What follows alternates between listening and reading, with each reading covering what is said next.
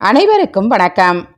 இந்த பதிவில் நாம் கேட்க இருக்கும் சிறுகதை அமெரிக்காவிலிருந்து பேரன் வருகிறான்.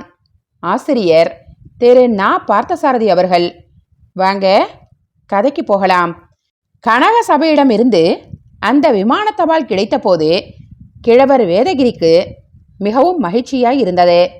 அவர்கள் தன்னை பார்க்க கிராமத்துக்கு வரப்போவதில்லை என்ற விவரத்தை கடிதத்தில் படித்தபோது கூடவே துயரமாகவும் இருந்தது. மகனையும் தான் இதுவரை பார்க்காத மருமகளையும் பேரனையும் பார்க்க வேண்டுமானால் சென்னைக்கு புறப்பட்டு போவதை தவிர வேறு வழியில்லை என்பதும் புரிந்தது. அமெரிக்காவிலிருந்து அவர்கள் சென்னைக்கு வருகிறார்கள் என்று கடிதம் சொல்லியது.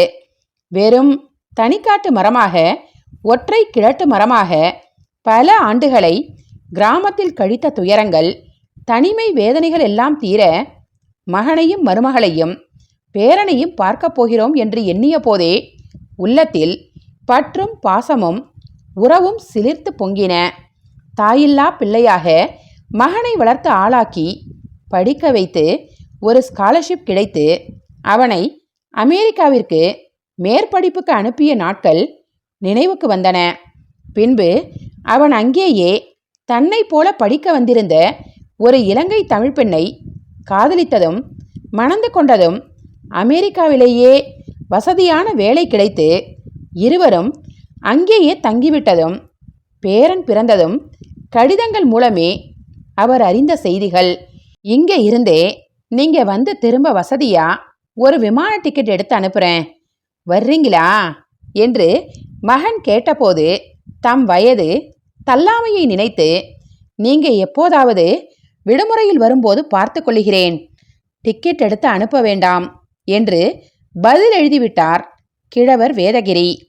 கல்யாண புகைப்படம், பேரனின் புகைப்படம் என்று அடுத்தடுத்து மகன் விமான தபாலில் அனுப்பிய புகைப்படங்களை பார்த்து பார்த்தே பூரித்து போனார் அவர்.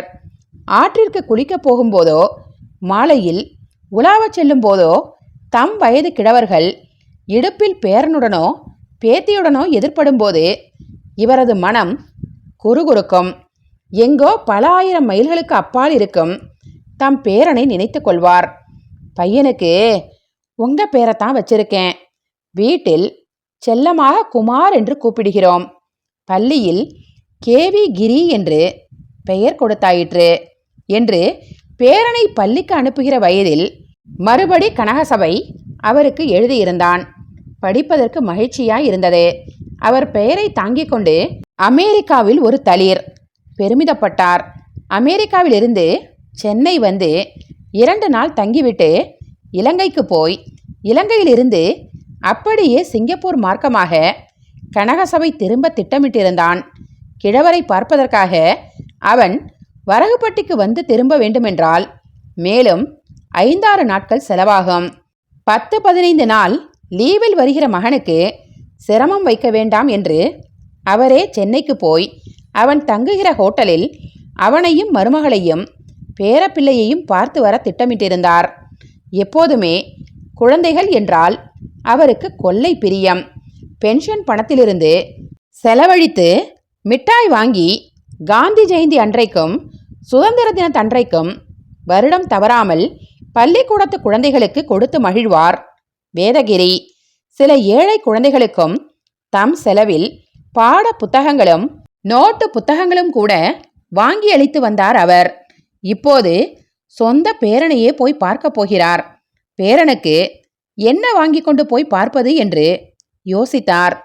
கைமுறுக்கு முதலிய எண்ணெய் பலகாரங்கள் செய்து விற்கும் பணியாரக்கடை ஆட்சியிடம் சொல்லி முறுக்கு, சீடை, வெள்ளச்சீடை, பொரிவிலங்காய் எல்லாம் ஸ்பெஷலாக தயாரிக்க ஆர்டர் கொடுத்தார். அமெரிக்காவிலிருந்து வந்திருக்கும் பேரனுக்கு தமிழ்நாட்டின் சுவையான பணியாரங்கள் வாய்க்கு ருசியாக இருக்கும் என்பது அவரது நம்பிக்கையாய் இருந்தது. மொறுமொறுவென்று தேங்காய் எண்ணெய் வாசனை கமகமக்க ஒரு பெரிய எவர் சில்வர் சம்புடம் நிறைய பச்சனங்களை நிரப்பிக்கொண்டு வந்து கொடுத்து விட்டால் ஆச்சி. தனக்கு சேர வேண்டிய பணத்தையும் கிழவரிடமிருந்து கணக்கு தீர்த்து வாங்கி கொண்டு போய்விட்டாள். கிழவர் சென்னைக்கு போய் மகனையும் மருமகளையும் பேரனையும் சந்திக்கப் போவதை பற்றிய கற்பனைகளில் மூழ்கினார். பேரனை கபாலீஸ்வரர் கோயில், மெரினா கடற்கரை, அடையாறு ஆலமரம் எல்லாவற்றுக்கும் அழைத்து கொண்டு போய் காட்ட வேண்டும் என்றும் எண்ணினார். மகனுக்கும் மருமகளுக்கும் வேறு வேலை இருந்தாலும் தானே ஒரு ஆட்டோ ரிக்ஷாவில் பேரனை அழைத்து கொண்டு போய் பிரியத்தோடு எல்லாம் சுற்றி காட்ட வேண்டும் என்று நினைத்து கொண்டார். அந்த நினைப்பே படு சுகமாயிருந்தது. அவர் சென்னைக்கு ரயிலேற வேண்டிய மாலை நேரமும் வந்தது. பச்சன சம்புடம் பேரனுக்கு காட்டுவதற்காக மகனை பெற்ற சில ஆண்டுகளிலேயே காலமாகிவிட்ட தன் மனைவியின், அதாவது அவனுடைய பாட்டியின் படம் எல்லாவற்றையும் எடுத்துக்கொண்டு ரயில் ஏறினார். மனம் நிறைய பாசம் வற்றி வறண்டு கெழுடு தட்டிய அந்த உடல் நிறைய உற்சாகத்தை உண்டாக்கி கொண்டு பயணத்தை தொடங்கினார். அவர் தனியாக பயணம் செய்வதற்கு இயலாத வயதுதான். ஆனாலும் பேரனை காணும் ஆசையில் துணிந்திருந்தார். நீ என்னை எதிர்கொண்டு வரவேற்க ஸ்டேஷனுக்கு வர வேண்டும் என்ற அவசியமில்லை. நான் புறப்பட்டு வருகிற செங்கோட்டை பேசஞ்சர் எழும்பூருக்கு அதிகாலையில் வருகிறது. அந்த நேரத்துக்கு நீ தூக்கத்தை கெடுத்துக்கொண்டு சிரமப்பட வேண்டாம். நானே ரயிலிலிருந்து இறங்கி ஹோட்டலுக்கு வந்து விடுகிறேன் என்று மகன் கனகசபைக்கு அவன் வந்து தங்கப்போவதாக குறித்திருந்த ஹோட்டல் விலாசத்துக்கு ஒரு முன்கடிதமும் எழுதி போட்டிருந்தார் கிழவர். ஆனாலும் தன் மேலுள்ள மரியாதை காரணமாக அவன் ஸ்டேஷனுக்கு வந்தாலும் வரக்கூடும் என்று அவர் மனம் எதிர்பார்த்தது. தன் மகனை மணந்த பிறகு அந்த பெண்ணை, அதாவது புதிய மருமகளை அவர் இப்போதுதான் முதலாக பார்ப்பதால் அவள் தன் கால்களில் விழுந்து வணங்கி ஆசி பெறக்கூடும் என்றும் தோன்றியது. ஆள் போல் தழைத்து அருகு போல் வேரோடி 16 பெற்று பெருவாழ்வு வாழ்க என்று அவளை மனம் நிறைய வாழ்த்த வேண்டும் என்றும் நினைத்து கொண்டார். அமெரிக்காவிலேயே பிறந்து வளர்ந்ததால் இந்திய மரபுகள் மரியாதைகள் பற்றி தன் மகனே பேரனுக்கு எடுத்து சொல்லி, டேய் தாத்தாவை காலில் விழுந்து சேவிச்சு ஆசீர்வாதம் வாங்கிக்கணும்டா என்று வற்புறுத்துவான் என்று நடக்கப் போகும் காட்சிகளை கற்பனையில் எண்ணி பார்த்து கொண்டார் கிழவர். அமெரிக்காவிலிருந்து பிள்ளையும் மாட்டுப்பொண்ணும் பேரனும் மெட்ராஸ் வரா, போய் பார்க்கணும் என்று குறைந்தது 100 பேரிடமாவது தினமும் சொல்லியிருப்பார் அவர். சென்னையில் அவர்கள் இருக்கப் போவது வெறும் 48 மணி நேரங்களே. அதிலும் ஒரு நாள் கழிந்திருக்கும். அவர் போய் சேரப்போவதே 2ஆம் நாள் காலையில்தான்.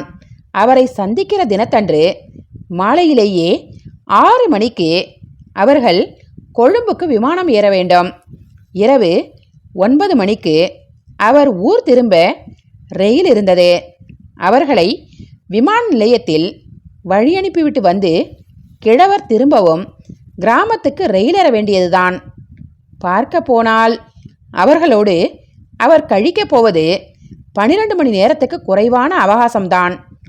ஆனாலும் என்ன, அமெரிக்க மழைத்தனம் மாறாத குரலில் அந்த சிறுவன் தாத்தா என்று கூப்பிடப் போகும் ஒரு வினாடியின் மகிழ்ச்சி என்பது அப்படியே ஒரு யுகத்துக்கு நீடிப்பது போல் தோன்றாதா? அந்த மகிழ்ச்சியில் கால ஓட்டமே திகைத்து தேங்கி நின்று போகாதா? இனிய நினைவுகளிலும் கற்பனைகளிலுமாக ரயில் பெர்த்தில் அவர் புரண்டு புரண்டு படுத்தார். தூக்கமே வரவில்லை. அன்று ரயில் சென்னையை அடைய தாமதமாகிவிட்டது. எழும்பூரில் போய் நின்றபோது காலை 7 மணி. ஒரு கையில் பச்சன சம்புடமும் இன்னொரு கையில் துணி மூட்டையுமாக இறங்கிய இவர் மகன் ஸ்டேஷனுக்கு வந்திருப்பானோ என்ற அச்சாணியத்தோடும் ஆதங்கத்தோடும் 10 நிமிஷம் நின்று பிளாட்ஃபாரம் காலியாகிற வரை இருபுறமும் கண்களால் துழாவி துழாவி பார்த்தார். அவன் வரவில்லை. தன்னுடைய மகன் தங்குவதாக எழுதியிருந்த இன்டர் கான்டினென்டல் ஓட்டலுக்கு போக ஒரு ஆட்டோ ரிக்ஷா வாடகை பேசி ஏறினார் கிழவர். நீர்காவி ஏறிய பழுப்பு வேஷ்டியும் சட்டையும், காதில் சிவப்புக்கள் கடுக்கணும், ஒரு பக்கத்து கம்பி ஒடிந்து பழைய பூணூல் கயிற்றால் காதில் இழுத்து கட்டிய மூக்கு கண்ணாடியும் துணி மூட்டையும் சம்பளமுமாக வந்து இறங்கிய கிழவரை ஹோட்டல் ரிசப்ஷனில் வெறித்து பார்த்தார்கள். ஆட்டோவில் வராமல் நடந்து மட்டும் வந்திருப்பாரானால், இது ஓட்டல், இங்கே பிச்சை போட மாட்டாங்க போ என்று வாட்ச்மேன் சொல்லி வெளியே துரத்தியிருப்பான். அமெரிக்காவிலிருந்து கனகசபைன்னு என் சன் இங்கே தங்கி இருக்கான் என்று அவர் கூறியதும், விகே சபைதானே, ரூம் நம்பர் 102, 3rd ஃப்ளோர் என்றால் ரிசப்ஷன் பெண்மணி. லிஃப்ட் பாயை கூப்பிட்டு அவரை அழைத்து போக ஏற்பாடு செய்தாள். அரை முகப்பை நெருங்கியதும் மகிழ்ச்சி பரபரப்பு என்பார்களே, அதில் முற்ற திளைத்திருந்தார் அவர்.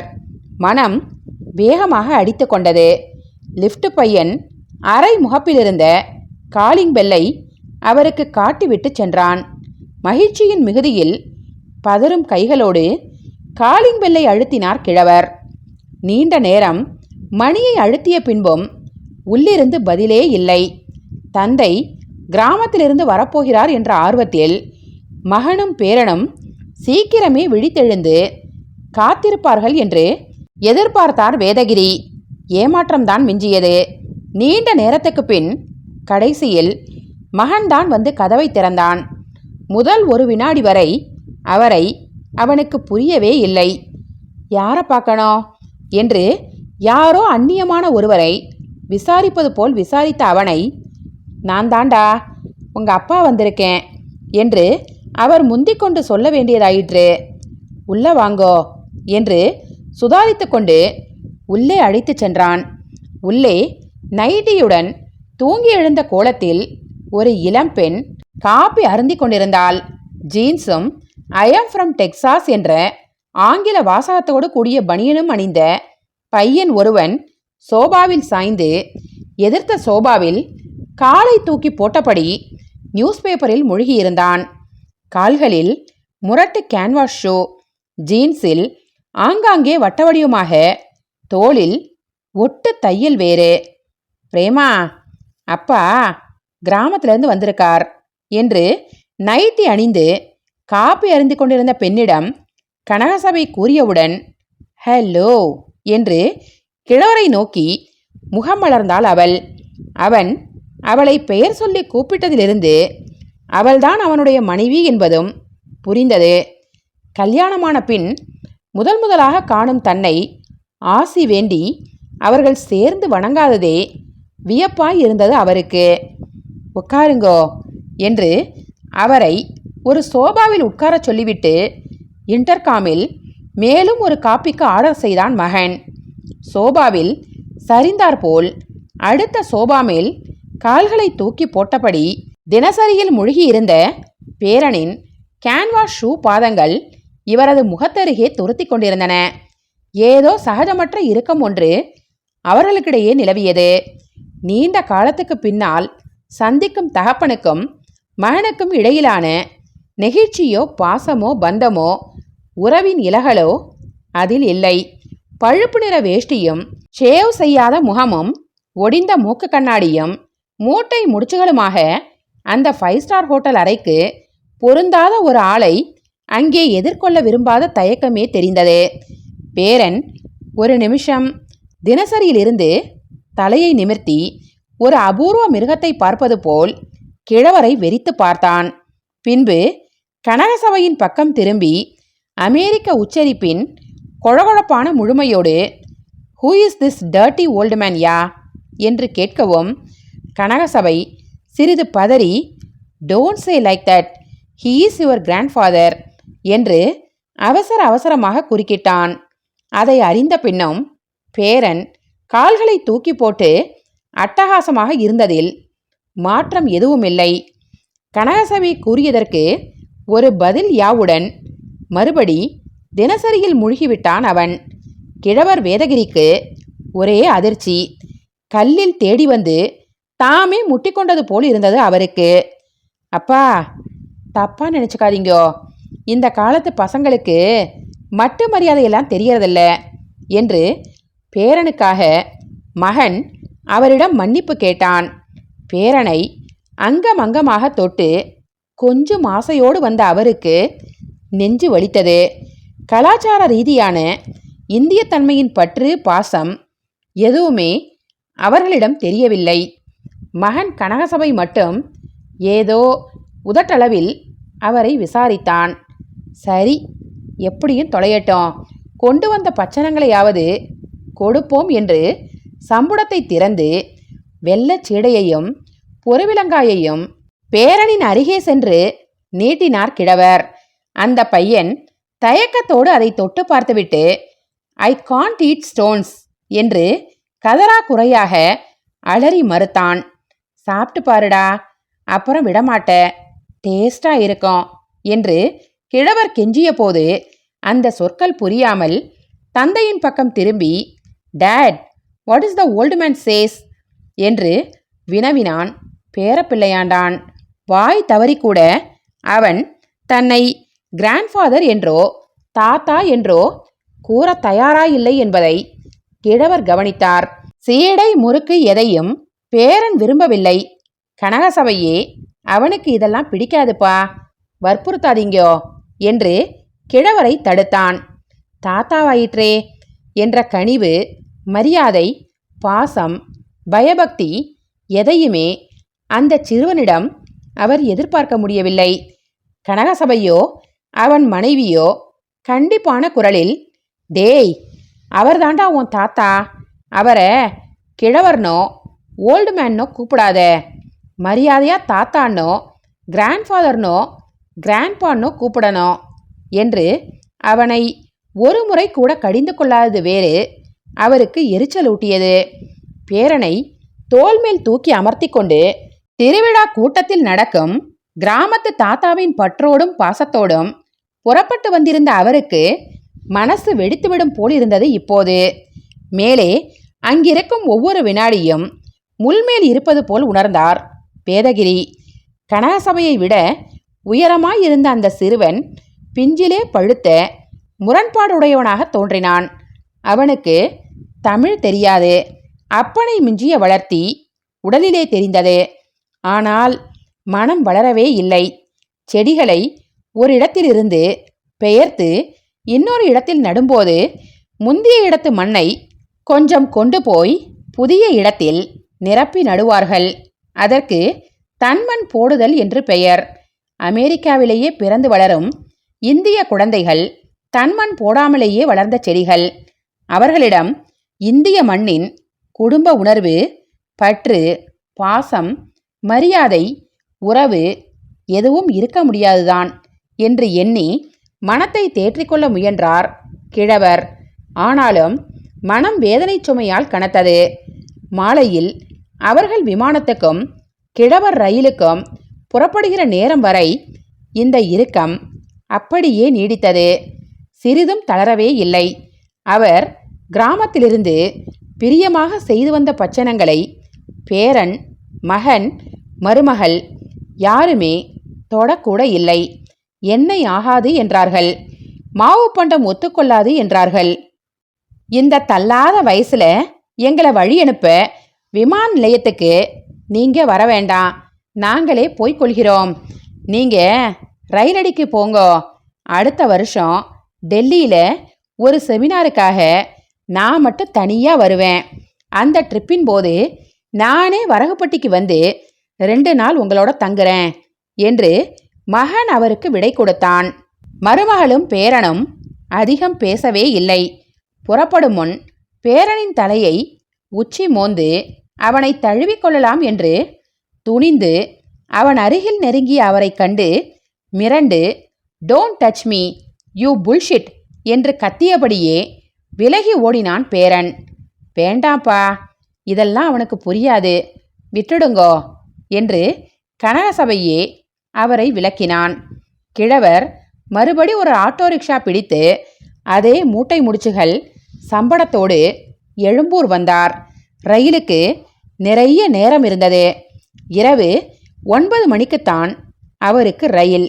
ஸ்டேஷனுக்காக படியேறுகிற இடத்தில் சுருண்ட தலைமுடியும் அழகிய கண்களும் மேலே சட்டை அணியாத திறந்த உடம்புமாக ஒரு சிறுவன், தாத்தா இந்த மூட்டைய நான் தூக்கியாரேன், நாலனா கொடுங்க போதும் என்று அவரை கெஞ்சாத குறையாக மன்றாடினான்.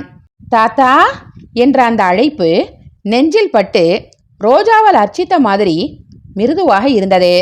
கிழவர் அழுக்கும் கிழிசலுமான அரை டிராயர் அணிந்த அந்த சிறுவனையே இமையாமல் உற்று பார்த்தார். என்ன தாத்தா அப்படி பார்க்குறீங்க? நான் லைசன்ஸ் உள்ள போர்ட்டர் இல்லை. என்கிட்ட வில்லை கிடையாது.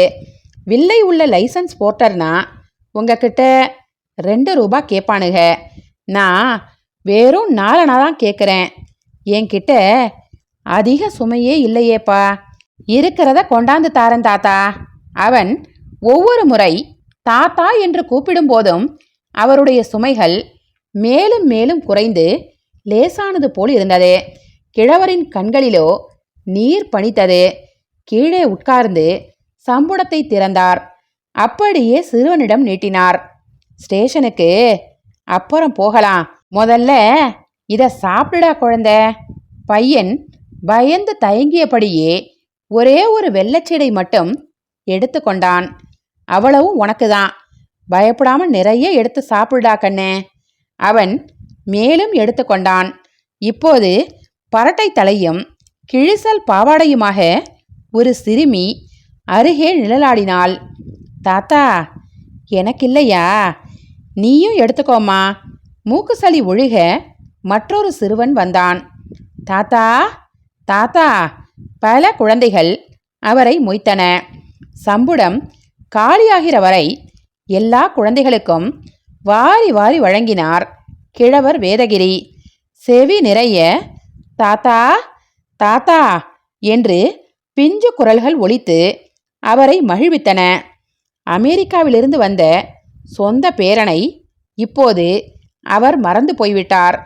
எழும்பூர் ரயில் நிலைய பிளாட்பாரத்தில் தற்செயலாக சந்தித்த இந்த புதிய பேரன் பேத்திகள் அவரை மன நிறைவோடும் நன்றி விசுவாசத்தோடும் பிரியமாக ரயிலேற்றி ஊருக்கு வழி அனுப்பி வைத்தார்கள். கதை முடிந்தது. நன்றி, வணக்கம்.